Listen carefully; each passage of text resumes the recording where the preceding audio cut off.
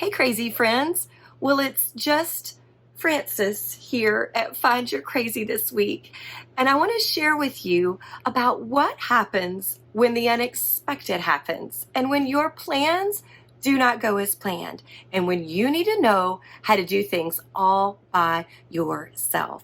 So I'm alone camping for the first time solo with the kids, and I want to take you along with me as I learn all about how to do the things that Jay normally does on top of the things I normally do, and how I'm going to wrangle up all these kids and make it through the week. Come and join me.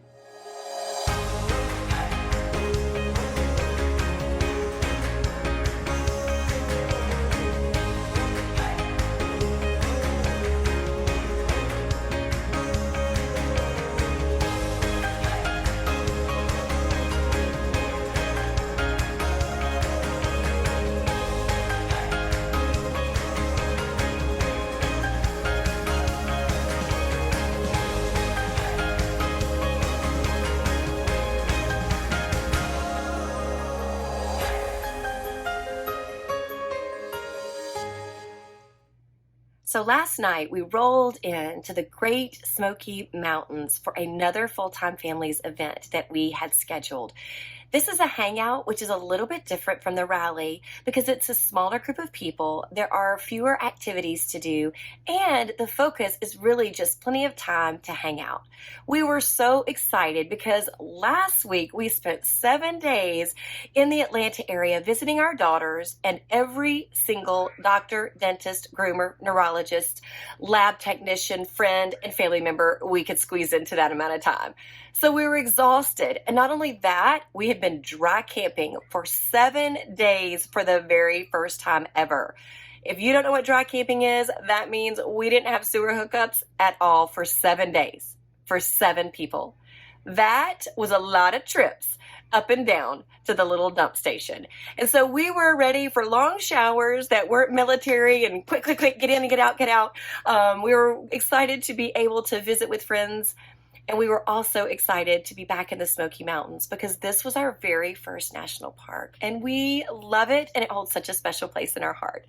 So we were get up and ready to go yesterday morning. And then about halfway through the drive, we realized that Jay's parents needed some help with their move. They are moving in just a week and needed a little bit of extra help, some extra hands, a truck, and just for Jay to be there to kind of navigate through that last week of moving, which is always the worst. Moving stinks, and those last few days are the absolute worst. And so he decided, along with me, and we both decided that that is exactly what he needed to do. He needed to go and spend the week supporting his family, just spending time with them and helping in any way that he could. But that means I'm the Lone Ranger all by myself all week long with all the kids. And so we came in here, we got everything hooked up. And so we had loads of laundry, sky high, not a stitch of underwear to be had because our campground that we were in dry camping did not have a laundry facility. So last night we were trying to get everything together and we were making decisions, and Jay was teaching me all the things that he does, and that's a lot. And so I wanted to encourage you that you're going to find out that sometimes it's really important for both of you to know both of the jobs because you just never know when an emergency comes up, which this is not, thank the Lord. But sometimes the other person needs the freedom to go and do what they need to go and do. To be able to be a support to family. You never know what is going to come up and what unexpected things are going to happen on the road.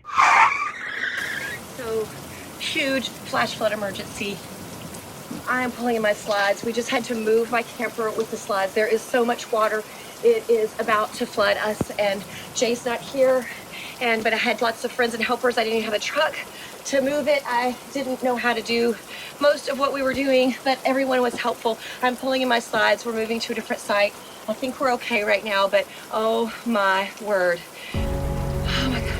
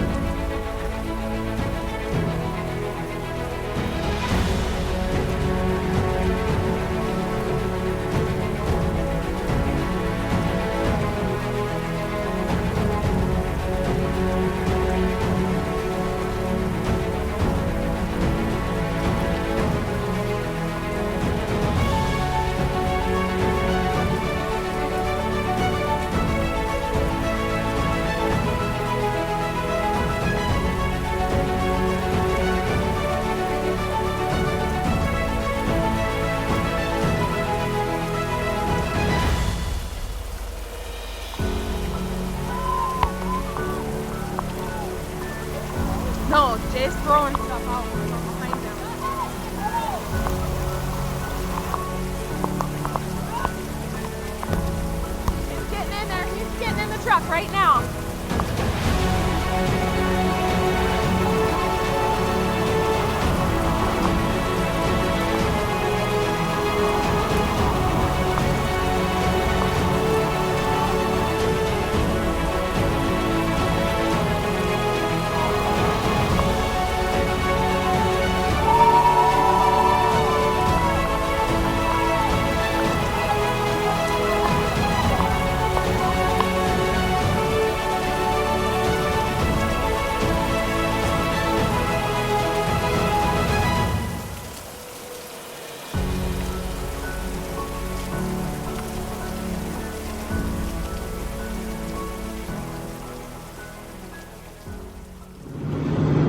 Okay, people, we are in the weeds. I'm talking full-on DEFCON 1 craziness here. In typical Find Your Crazy fashion, just to recap, we are at the Full-Time Families Hangout in Pigeon Forge. My parents needed help moving, so I left Francis and everybody there and came driving 5 hours to help my parents pack up their house while they were hanging out on the route, thinking everything was going to be fine. And of course, the very first night that I'm away from the camper in 14 months, the whole campground floods. Seriously, 100-year floodplain, and they are in it up to their knees, quite literally. They've luckily, some full-time family members, God bless them, God bless that community, came and helped Francis move our camper because our original campsite is already underwater. She's moved up the hill some, so now I am driving back crazy as I can to get back to load up and move to another campsite, another campground. She's there without a truck or anything. She is being Wonder Woman. I kid you not, it is breaking my husband heart. Other husbands out there, you understand the helplessness of being away from your bride. You know, it started out innocent. I got a text at like 6 o'clock this morning. Hey, there's a really bad storm. It's like hailing. She got out to walk the dog this morning, and the little gentle creek that was at the side of the campground was up to its banks. And before she could get back to the camper, it was up to the first campsite. She is, like I said, being Wonder Woman. She's holding it together. Woman of steel. I can't even believe how well and awesome she's doing. I, on the other hand, am freaking out because my husband, heart breaks for her and wants to be there helping her. Can't believe that I'm this far away. So we're driving back like crazy to try to get back and help with the situation. Y'all, this is our site. Literally, this is where our site was. It is completely underwater. Jay is not here. The water is still rising. The bridge is almost covered. This is really hard, and we're trying to make big decisions. Jay's on his way back. He's got a 5.5 hour drive. We are packing up. We're going to try to leave as soon as he gets here, if not before. If we have to leave before, we're just going to go in the van and go find a hotel and get to higher ground and get safe. Right now, our rig is still well above the flood line, so we're okay for now. Our dogs are okay, our kids are okay, but we're not really okay, are we? What do you think about this guy? Look at our campground. This is literally our site. So I'll show you, like, this was our site right here. Our pedestals. This is our site. So we need lots of prayers. We're safe. Everybody's okay. Campground is working with us to make sure everybody is able to get safe and taken care of. So we're thankful for that. Just wish my husband was here. This is why we need to know how to do all the things, because you just never know when the emergency is coming. Okay, so we survived. Barely. Actually, No, really. by the time I got all the way there, everything was pretty much over. In fact, I didn't even get to the campground. I met Francis in a parking lot because they had to declare the whole lower part of the campground as an evacuation site. In fact, it got up into the water and the sewage and the power, and so everybody from the campground was going to have to evacuate the next morning. They were going to let the people on the high side stay through the night, but Francis wasn't on the high side. No. And so we had some amazing friends that moved their camper and then came back. Yes. And got Frances and took her to a parking lot that they had declared as an emergency evacuation area for all the people in our campground. And so by the time I pulled up, Frances was in a safe parking lot surrounded by good friends. In fact, when I pulled up, the kids were all running around, skateboarding and playing, and we got Chipotle takeout and sat in the parking lot with all of our friends and ate. So it was just a good opportunity to take a breath, to let the kids just kind of burn off some steam and kind of work through some of the trauma that was going on. And I can't say enough about full-time families, like Jay said. There were friends, and I kind of tucked this in my heart pocket to do to someone else and to pay it forward to somebody else, that I got a message from a friend, and they had moved, like Jay said, they had moved their camper earlier in that day. And what they messaged me was, we've got our camper set up. We're coming to get you. There wasn't a question. We didn't have to beat around the bush. They just said, we're coming to get you. And so that was just such a relief to me and to Jay as well, of just having somebody kind of step in and help me out in a time of need. I didn't have a truck. I was never in danger. We were never in danger of anything physical happening. I had my van. We could have gotten out. The main concern was, were we going to lose the RV? Because our site was underwater. We lost all of that area completely. And so it was just a matter of, were we going to be submerged in the RV and lose those things, or were we going to be able to keep it? And of course, we wanted to keep it if we could. And so friends came and picked me up, and the kids, and there were so many people that stepped in, and full-time families really became our family. It has been our community, but it became our family and fulfilled that name absolutely, because you can have full-time friends and family members, but you don't often have very full-time RV family members. And that was so helpful, because those people were able to step in, and they had the knowledge of all my sewer and my hitches and my landing gear, and they were able to step in and really help me every single step of the way, and to take care of my kids, make sure that our animals were safe, make sure my kids were fed, just everything. Everything they thought of. And I was able just to concentrate on getting the things while many done. of them dealing with trying to evacuate their own rig. Yes. And one of the full-time family members, you've met them in our videos if you've watched them, Nicole and Dustin. Dustin said to me, I'll move your rig before I move mine. He was higher up in safety. And so those are the kind of people that we were surrounded by. And the Lord knew we needed that in that time, both for the husband heart, but also for the mama with all the kids and animals. And so I would encourage you, for this reason alone, to make sure that you have a community of knowledgeable people who understand what you're going through, who can offer you physical support when you need it, but also just emotional support, because they've been there and they've done that. And so those folks were really our family for this week.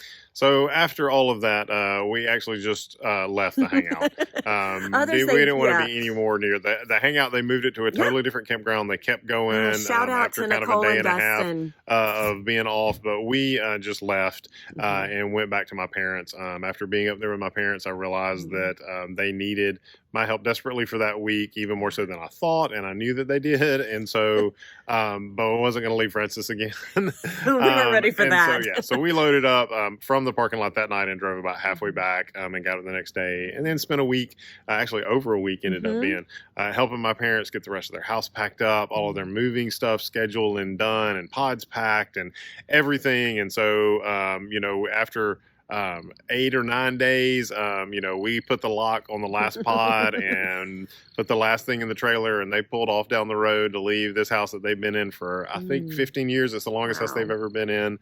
And so it was a good week. And that's one of the nice things about RVing is you are mobile. And so when there is an emergency, you just move your house. Those people along the banks that lived in houses there, they couldn't move their house. We just moved our house. And when our family was in need, we just drove our house to their house and helped them out. So, it's one of the things that there are lots of craziness to this lifestyle, but there's also a lot of blessing in it. And we tend to see more of the crazy for some reason. Actually, one of our regular viewers commented a couple of weeks ago during Joseph's video about the branch that we need to rename our channel as Crazy Finds Us. It's because it does. I mean, this will be a hurricane, an ice storm, a tornado, the branch flood. through the roof. Hey, it just is what it is. It's just life. But we the wouldn't beauty change it for is anything. that you can be with those that need you the most. We've been thankful for that because there's been times in our lives when we haven't been freed up to go and to do for as long as we needed to. There have been times where we just weren't able to be there. When family needed us, we did our best, but we were in a not regular able. lifestyle, it would have been hard to leave for 10 days to go and help them pack the way that we needed to, but we were able to. The kids helped, everybody helped, and so it was a huge, huge blessing. So if you haven't joined our channel, you want to be sure that you don't miss any more crazy, because who knows what's next. So if you haven't, make sure you hit that subscribe button, and if you've missed any of our other videos, you can click down there and see one of our other crazy videos. So until next time, go out and have some crazy fun with your crazy family. Bye guys.